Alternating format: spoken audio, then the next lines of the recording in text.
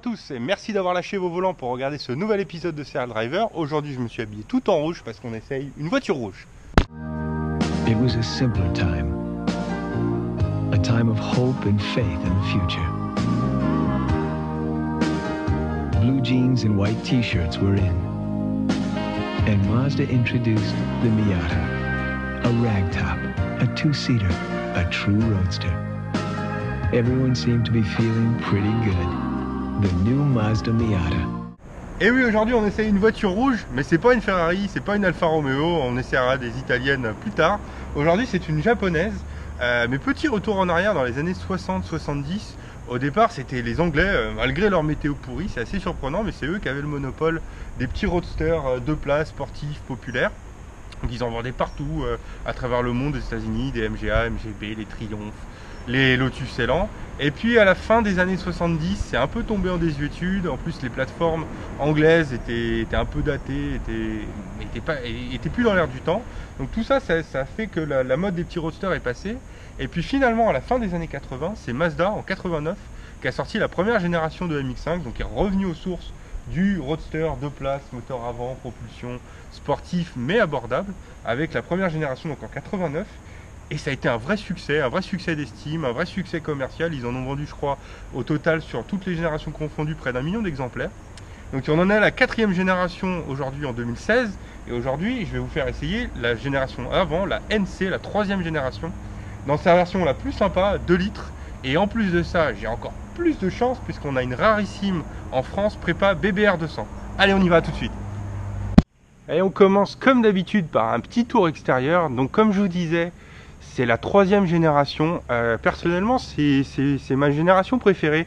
Alors chacune a gardé le même style, c'est-à-dire ses proportions, ce moteur avant avec ce capot assez long, cet arrière assez court. Les 4 générations, voilà, ça c'est un marqueur fort de la MX-5, sont comme ça.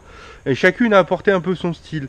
La 2e génération, par exemple, c'est pas ma préférée, avait des espèces de vagues sur les ailes, des choses comme ça. La 4e génération est très moderne, vraiment très futuriste limite. Elle est jolie, mais moi j'aime bien celle-là parce que je trouve que c'est celle qui rappelle le mieux la première génération, avec ses lignes très tendues au niveau de la silhouette de profil, et ses rondeurs hein, sur toutes les arêtes sont très rondes. L'avant très rond. Voilà, ce qui lui manque malheureusement, c'est les phares qui se lèvent. Ça, c'est passé de mode. Moi, j'aimais beaucoup ça. Peut-être que ça reviendra un jour, on ne sait pas.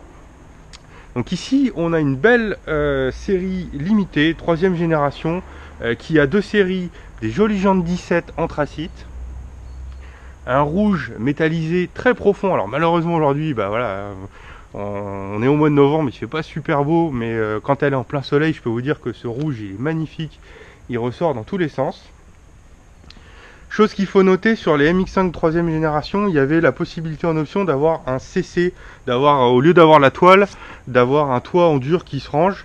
Bon, alors ils avaient réussi à pas trop massacrer la ligne, ça avait pas transformé les fesses de l'auto. Mais bon, personnellement, je vois pas trop l'intérêt, ça alourdit l'auto de 30-40 kg. Et puis les toiles, voilà, ça fait partie du charme d'un roadster quand même. Et on continue sur l'arrière, on a une jolie double sortie d'échappement. Et les petits ferons, voilà, vraiment, moi j'ai une auto que j'aime beaucoup, qui a un design très pur. Un petit mot sur le coffre, bon vous voyez il n'est pas très grand, hein, c'est une propulsion donc c'est vrai qu'il y a une partie qui est prise par la transmission. Néanmoins si madame n'emmène pas toute sa garde-robe, on peut quand même envisager sans problème un petit week-end en amoureux. Bon alors avant de passer à l'intérieur, je vais vous montrer la procédure de la capote. Est-ce que la capote est pas automatique? Alors pour certains qui sont habitués aux allemandes, ils vont trouver que c'est un point faible. Honnêtement ça va être tellement simple. Regardez, vous appuyez sur le bouton release, vous déverrouillez là, et vous soulevez et c'est fini. Regardez, hop, et regardez, c'est fini, c'est rangé, c'est magique. Donc franchement c'est pas électrique, ok, mais ça se fait en un instant et puis au moins ça évite d'alourdir l'auto. Alors là, maintenant qu'elle est décapotée, on peut jeter un petit coup d'œil un peu plus facilement à l'intérieur. Tout d'abord en termes de design, moi j'aime bien, je trouve que c'est à l'image de l'extérieur, s'il y a des lignes très droites, c'est très épuré, ça a son charme. Et ça mélange en fait les traits droits et les ronds ici, un peu comme la carrosserie, la ligne générale extérieure.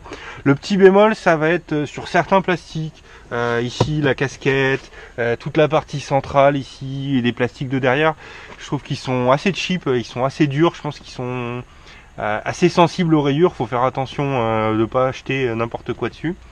C'est un petit bémol. Maintenant, ça reste une voiture qui était abordable, hein, on n'est pas sur un coupé luxe. Je vous disais, sur le tour extérieur, on a une série limitée 3e génération qui a été faite au lancement. Donc vous voyez, elle est numérotée ici. Donc elle a sa couleur rouge extérieure, mais aussi sur les sièges. On a des jolis sièges en cuir rouge. On va voir à l'usage par contre s'ils sont assez enveloppants, ils ont l'air un petit peu limite. Et elle est blindée d'options, elle a le Bose, elle a les sièges chauffants, la clim de série, voilà, tout ça c'est super bien équipé. Donc là, je vous montre le moteur et puis après on va faire un petit tour. Et voilà, avant d'attaquer l'essai routier, je ne pouvais pas ne pas vous parler du moteur, de la partie mécanique. Ici, donc je vous disais en intro, on a la version la plus sympa 2 litres 160. Il y a aussi une autre version 1 litre 8 126 chevaux qui est disponible. Donc le 2 litres 160 d'origine, il est très linéaire. Il a une puissance maxi qui est assez sympa, 160 chevaux à 6800 tours minute, mais vraiment très linéaire.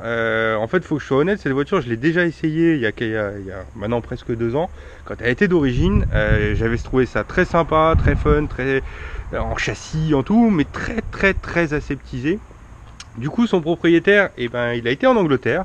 Et oui, les Anglais, ils sont plus passionnés que nous en France. Donc il y a un préparateur assez connu là-bas qui s'est spécialisé sur les MX5, qui propose différents stages de prépa, jusqu'à des prépas assez faux folles avec des turbos, des choses comme ça. Ici, on a la prépa qui est un peu le cœur du marché de ce préparateur, c'est la préparation 200 chevaux. Donc elle consiste en quoi? Alors on va essayer de vous la montrer là. Il y a un joli collecteur d'échappement. Avec suppression du pré-catalyseur. En fait, il y a 2 catalyseurs, donc suppression du pré-catalyseur, mais ça passe toujours au contrôle technique, il faut le souligner. Un arbre à cam, bon bah ça je peux pas vous le montrer, hein, c'est caché sous le plastoc. Un arbre à cam plus pointu, une gestion adaptée. Et le propriétaire, en plus de ça, il a vidé l'échappement pour amener un petit peu de sonorité. Donc il me tarde de voir si ça a apporté vraiment, si ça a transfiguré l'auto, si ça va changer mes impressions qui étaient un petit peu mollassonnes la première fois. Allez, on y va, il me tarde. Allez, on y va, on va essayer cette jolie MX5. On est brave, on a quand même capoté malgré le froid du mois de novembre. Mais bon, il fait beau, faut en profiter, c'est un cabriolet. Je vous présente Bruno, son propriétaire. Bonjour. Qui va me guider si je fais des bêtises. C'est bon, t'as le permis? Non, mais tu m'avais pas demandé avant. Ah, ça a l'air de bien sonner, dis donc. Alors dis-moi, donc il y a la prépa BBR, hein, comme j'ai présenté. Donc il y a le moteur qui fait aux alentours de 200 chevaux avec l'arbre à cam. Ouais. Qu'est-ce que tu as fait d'autre comme modification? Après, il y a les barres anti-roulis. C'est des barres anti-roulis de RX8 Sport. Et ça a transfiguré le comportement dans la mesure. Donc elle va être plus agressive. En fait, elle est beaucoup plus tenue dans les virages. Elle prend beaucoup moins de roulis qu'auparavant. D'accord. C'était cher ça comme modif? Non, parce que je les avais trouvés d'occasion. Mais sinon, des barres anti-roulis type EVAC, etc., c'est 400 €. D'accord. C'était 400 €. J'ai changé les cylindres blocs des barres anti-roulis pour mettre des Powerflex en même temps. J'ai changé les suspensions, j'ai mis le kit Bilstein B12. D'accord. Qui permet d'avoir des ressorts raccourcis de 3 cm et d'avoir des amortisseurs du coup adaptés qui sont les modèles B8. Est-ce que d'origine c'est vrai qu'elle était assez haute? Elle faisait 4x4. Elle faisait un peu 4x4. Ouais. Par contre, est-ce que c'est plus ferme du coup? Non. En termes de dureté, il y a pas de différence vraiment notable. Ça transfigure pas la voiture dans le vrai bénéfice, il vient vraiment des barres anti-roulis qu'on métamorphosé le comportement du véhicule, mais tu vas t'en rendre compte rapidement. D'accord. Si tu as gardé des souvenirs d'il y a 2 ans. Ça date un peu, hein, on a été la chercher ensemble, on s'en souvient. J'avais conduit quelques centaines de kilomètres. J'avais bien aimé. Déjà, je trouvais que le châssis était déjà bien. C'était le moteur je suis curieux de voir. Déjà, ça a l'air de beaucoup mieux sonner. Parce que d'origine, je me souviens que c'était très timoré. Allez, on y va.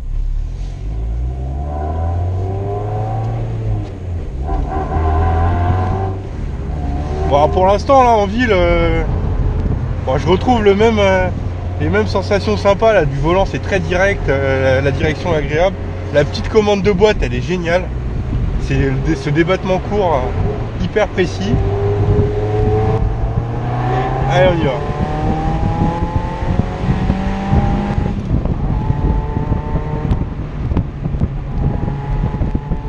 Ah ouais. Ah ouais, le train avant il mord hein. On va couper l'anti-patinage là.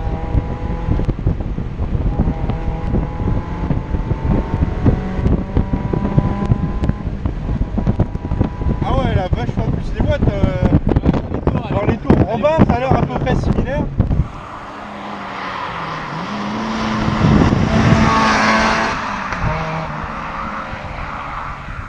J'espère qu'avec son surpoids les freins vont pas lâcher.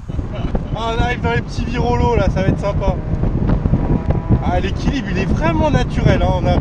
On sent ce train avant qui est très incisif mais sans être piégeur. L'arrière pareil. Hop, qui a envie de passer mais on arrive à le tenir facilement. Les freins sont pas mal hein. C'est les freins d'origine hein. C'est les freins d'origine. Il n'y a pas eu de modification de plaquettes, rien du tout. Bah, en fait j'avais les disques qui étaient voilés à l'avant, donc j'ai changé disques et plaquettes, mais j'ai remis de l'origine. Ils sont très bien comme ça, j'avais lu sur les forums que même sur circuit ça suffisait, et je confirme, ça tient même sur circuit. Ah, ça prend ces 7000 Ah, ça transfigure hein, Ah ouais, et le train avant, l'auto est très équilibrée. Vraiment, j'avais un bon souvenir déjà, mais je trouve qu'elle a... Ta modification, ça a gardé le... Tu gagnes en précision. Il n'y a pas eu un changement drastique de... Elle va devenir plus survireuse, sous-vireuse ou quoi que ce soit, mais elle a l'impression qu'elle est vraiment... On a sublimé le comportement. Ouais, c'est ça, sublimer le comportement. Ah, c'est beau comment tu parles.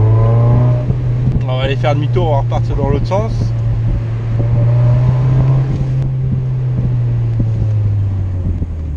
Non, on retrouve les freins et...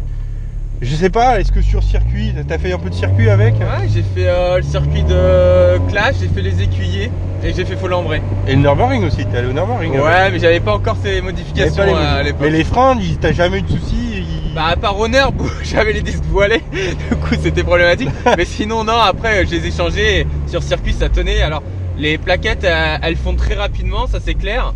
Mais il n'y a pas de fading vraiment... Non, mais par contre ça tient, tu peux enchaîner les tours, ça tient. Ça reste constant, non c'est top hein. Ah, l'équilibre est vraiment sympa.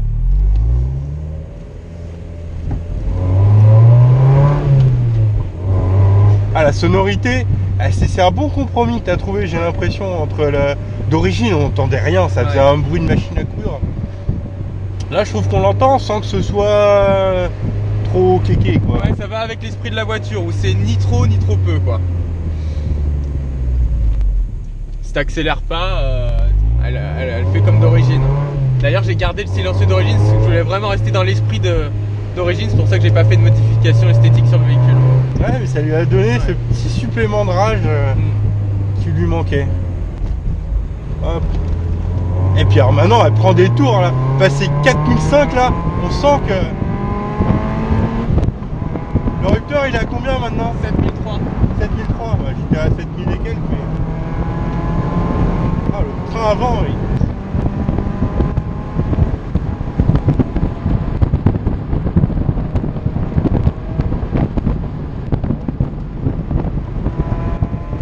Ah, sur les petites routes c'est un bonheur. C'est joueur mais sans être piégeur, vraiment. Je pense pas qu'une TT, un Z4, SLK ou tous les autres petits roadsters du marché puissent amener autant de plaisir. On a un plaisir old school à l'ancienne d'être faire corps avec la roue, de faire corps avec l'auto. Ah, c'est vraiment un bonheur. Bon allez, on va aller la regarer parce que je vais te cramer ton plein d'essence sinon.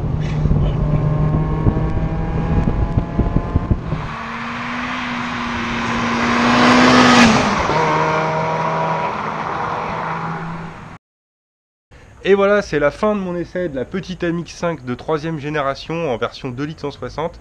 Alors est-ce que le mythe de cette sportive populaire est vraiment à la hauteur? Est-ce que mes sensations ont été là? Franchement oui, on peut pas se tromper. Elle mérite son statut d'icône. C'est super fun, c'est mignon. C'est déjà quand on arrive, c'est mignon. Elle fait tourner les têtes. Elle est belle, elle est fun, elle est marrante à conduire. On peut l'utiliser tout le quotidien. On peut aller sur circuit. Ça sait tout faire. Qu'est-ce qu'il y aurait à redire? Allez, franchement, les sièges où on n'est pas assez maintenu pour une petite sportive, c'est un peu dommage d'avoir, dès qu'on attaque un peu les virolos, ça gigote un peu trop. Le moteur d'origine qui est un petit peu trop mou, enfin un peu trop linéaire, ça marche mais c'est un petit peu trop linéaire, ça manque de sensation.